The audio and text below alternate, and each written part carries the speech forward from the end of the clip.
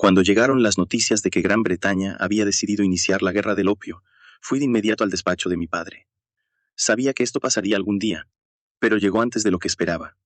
Sí, ignoramos cuando declararon la guerra a Afganistán, pero ahora que también están en guerra con China, Francia no se quedará de brazos cruzados. Aunque nos hemos estado preparando, pensaba que aún nos quedaba tiempo. Mi padre, que no sabía que se desencadenaría el conflicto de la guerra del opio, creía que aún teníamos margen. Francia no declarará la guerra de inmediato. A la flota británica le tomará algunos meses reunirse y llegar hasta China, así que por ahora no podrán mover su flota. Mi padre asintió a mis palabras. Tiene sentido. Entonces, dirías que tenemos unos 6 meses antes de que comience el conflicto en serio. Sí, creo que ese es el tiempo que tenemos. Y para entonces, también estaremos más preparados. Mi padre volvió a asentir. Hemos estado preparándonos durante mucho tiempo. Desde que Francia empezó a explotarnos descaradamente, hemos ido organizándonos poco a poco. Además de los buques de guerra que se están construyendo en los 4 astilleros, hemos hecho muchos otros preparativos. Al menos no tendremos que lidiar con problemas internos y externos al mismo tiempo. Cuando un país colapsa, suele ser porque enfrenta conflictos internos y externos simultáneamente. Pero yo no me preocupaba por los problemas internos. A medida que pasaba el tiempo, el poder del partido imperialista crecía, logrando un equilibrio estable entre los terratenientes y los republicanos. Además, muchos de los factores de riesgo internos habían sido eliminados. La situación interna es estable, así que podemos concentrarnos en la guerra contra Francia. Es muy diferente a Francia, donde la insatisfacción ciudadana está en su punto más alto. Exactamente. Quería mencionarlo. El censo y las investigaciones de seguridad que ordenamos resultaron ser un gran acierto. Sí, aunque hubo algunos sacrificios lamentables. Si no fuera por el censo, no habríamos tenido una excusa válida para enviar inspectores gubernamentales a todo el país. Ordené que, además de hacer el censo, investigaran a fondo la situación de seguridad en cada región. Y surgieron incidentes en varias partes del país. Es cierto. No esperaba que aún quedaran individuos tan osados. Es una lástima, pero era inevitable. A pesar de que desde la independencia las fuerzas militares centrales y locales habían estado cooperando para eliminar bandidos y organizaciones criminales, investigación detallada reveló que aún quedaban muchos. Aunque los inspectores no eran investigadores profesionales, les había pedido que preguntaran a los habitantes locales sobre la seguridad y las bandas criminales en la zona. ¿Quién iba a imaginar que algunos locos tomarían represalias solo por hacer unas preguntas? Algunos inspectores, movidos por su sentido de justicia, se adentraron en zonas peligrosas y fueron atacados, pero ambos incidentes eran inaceptables. De todas formas, eliminamos a todos los criminales identificados en el último censo. Es posible que queden algunos no detectados, pero serán solo delincuentes menores. Bien hecho. Y, por cierto, ¿cómo va el problema de los inmigrantes ilegales que llegan desde Colombia? Siguiendo el plan, hemos deportado a los criminales y permitido que aquellos que juraron lealtad al Imperio Mexicano se queden. También hemos establecido oficinas de inmigración en las ciudades fronterizas para prevenir futuros problemas. Entiendo. Mi padre asintió.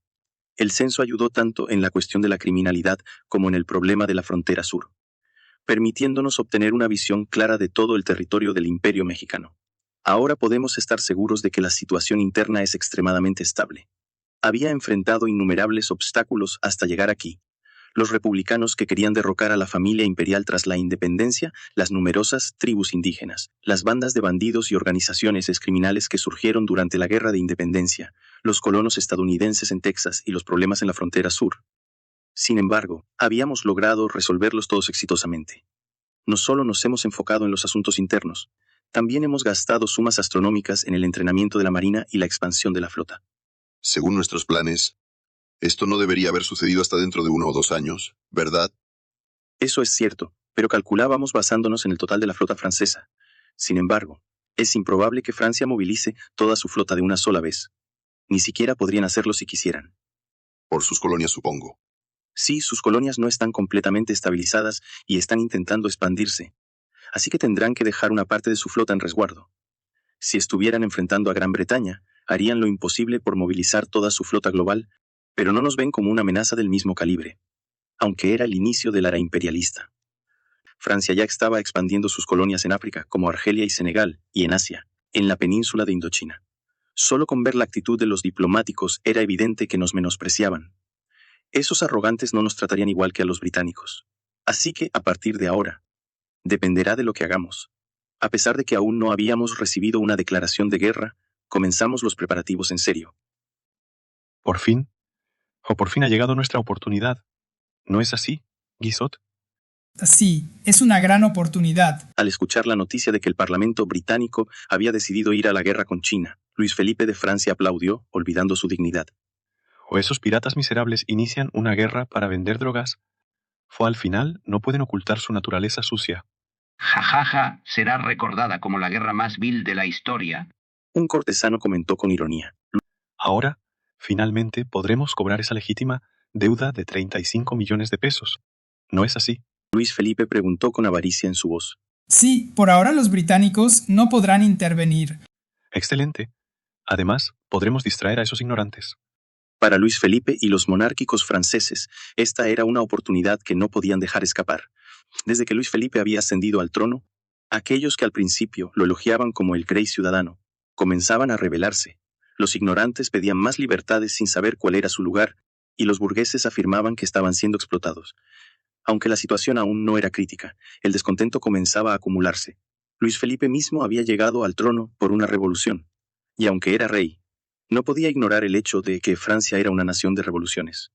No eran pocos los que habían perdido la cabeza en el pasado. Majestad, procederemos según lo planeado. Sí, adelante.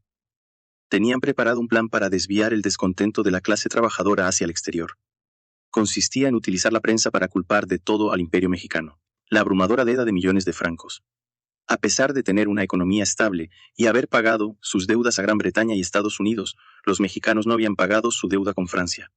Esta narrativa fue difundida implacablemente por los medios. ¿Qué? ¿El Imperio Mexicano? ¿Quiénes son esos? ¿Desde cuándo hay un imperio con ese nombre? Se independizaron hace solo 17 años. Fue incluso más de que los Estados Unidos. Tardaron tanto en independizarse de España. Exacto. Aunque sean grandes, parecen menos capaces que Haití. Esos son los que no nos han pagado los 7 millones de francos que les prestamos para su guerra de independencia. ¡Oh, malditos insolentes! Los artículos que fomentaban ese tipo de pensamientos comenzaron a esparcirse por París y otras ciudades importantes de Francia, aunque no convencieron a los más informados o a aquellos que conocían las intenciones del rey. Sí funcionaron con la mayoría de la población. Los artículos negativos sobre el Imperio mexicano aumentaban su intensidad día tras día y la opinión pública en Francia empeoraba progresivamente. No tardaron ni 3 meses en aparecer personas que justificaban que todo se debía a que México no había pagado su deuda. Así, mientras desviaban el descontento hacia el exterior, también legitimaban la guerra. Ja, está funcionando de maravilla. Luis Felipe felicitó al cortesano que había propuesto el plan. Había querido ponerlo en marcha desde hacía tiempo, pero sin iniciar la guerra. Solo habrían aumentado las quejas internas. Francia temía que Gran Bretaña interviniera, por lo que había tratado de no difundir demasiado la situación de la deuda. Creo que ya estamos en condiciones de declarar la guerra sin problemas. Guizot aconsejó, y esas palabras eran exactamente lo que el rey quería oír. Ministro Schneider, prepare la flota. Luis Felipe ordenó al ministro de Guerra, Antoine Virgiles Nader. Ni siquiera preguntó si podían vencer a México o cuán fuertes eran sus fuerzas. Para Francia, México era solo un país recién independizado, mucho más débil que los Estados Unidos. Aunque había derrotado a España, Francia sabía mejor que nadie en qué estado desastroso estaba España en ese momento. Solo fue una victoria afortunada. Especialmente en términos navales, México apenas había comenzado a construir buques recientemente, así que no podía ser rival para Francia. Sí, Majestad. Llevaré la flota y aplastaré a México. El ministro Schneider poco conocía con exactitud el tamaño de la armada del Imperio mexicano, pero, como era de esperarse, respondió de inmediato a la orden del rey. En julio de 1839, el Reino de Francia declaró la guerra al Imperio mexicano. Francia no volvió a insistir en que el Imperio mexicano pagara su deuda. Aunque anteriormente había exigido oficialmente el pago, la verdadera intención era provocar una guerra y hacer que México pagara un precio aún mayor. Tal como lo había previsto la familia imperial del Imperio mexicano, Francia les declaró la guerra. Por mucho que sea Francia, no esperaba que declararan la guerra sin siquiera enviar un ultimátum. Son completamente irracionales. Mientras el emperador y el príncipe heredero hacían estos comentarios, la mayoría de los ciudadanos del Imperio mexicano se sorprendieron al escuchar de la declaración de guerra francesa, y muchos empezaron a sugerir que pidieran ayuda a Gran Bretaña. ¿Realmente crees que Gran Bretaña va a ayudarnos?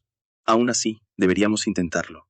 Aunque el emperador consideraba que era una acción inútil, accedió a preguntar debido a las insistencias de sus consejeros. Gran Bretaña rechazó categóricamente, afirmando que no podía ofrecer ayuda. Estados Unidos, por su parte, envió un comunicado, a pesar de que México no había solicitado su ayuda, declarando que no podían intervenir y que mantendrían su neutralidad. Incluso si no estuvieran ya en guerra, ni Gran Bretaña ni Estados Unidos habrían luchado contra Francia por México. Con el pretexto de que Gran Bretaña ya estaba en guerra con otros dos países, la negativa no fue sorprendente. Pero la noticia de que no recibirían ayuda impactó profundamente a los ciudadanos del Imperio Mexicano. Si Francia trae su flota, ¿tenemos algún modo de detenerlos? Aunque algunas personas con cierto estatus sabían que la armada del Imperio Mexicano se estaba expandiendo rápidamente. La mayoría de los ciudadanos solo recordaban haber comprado bonos navales, pero desconocían la verdadera magnitud del poder naval del país. Mientras el pueblo estaba lleno de incertidumbre, el emperador decidió salir personalmente a la plaza. Era su primer discurso público en más de una década. La plaza de la Constitución estaba repleta con decenas de miles de ciudadanos, y el emperador comenzó a hablar. Y hasta aquí llega este capítulo. Muy pronto tendrán los siguientes en el canal, pero si no pueden esperar, recuerden que pueden convertirse en miembros dando clic en el botón Unirse para verlos antes que nadie. No olviden dejar su like y suscribirse si aún no lo han hecho. Gracias por su apoyo y nos vemos en el próximo video.